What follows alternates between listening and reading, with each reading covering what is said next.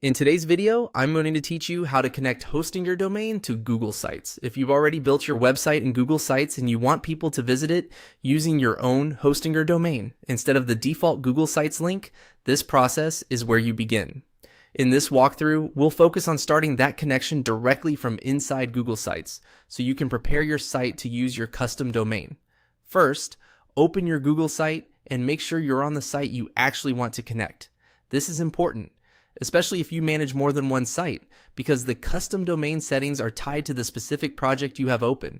Take a moment to confirm you're in the correct editor before moving on. Once you're inside the site editor, go to the top right corner and click the settings icon. This is where Google Sites keeps several site level options, including the area we need for domain setup. If you don't immediately see what you expect, just make sure you're in edit mode and not simply previewing the site. After the settings panel opens, click on custom domains.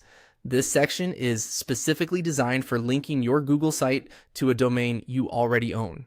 Google Sites separates this from the rest of the site design settings, so if you've never used it before, that's completely normal. Next, click on Connect Domain. This starts the domain connection flow and tells Google that you want it to use a web address you already purchased elsewhere, in this case, through Hostinger. At this point, Google will begin guiding you through the connection setup. Now, enter your Hostinger domain carefully. Make sure you type the domain exactly as you want visitors to use it. It's a good idea to double check spelling here, because even a small typo can cause confusion later in the setup process. If your domain includes a subdomain, be sure you enter the correct version that matches your intended site address. Once the domain is entered, click Next. This moves you forward in the connection process and allows Google Sites to continue preparing the domain setup.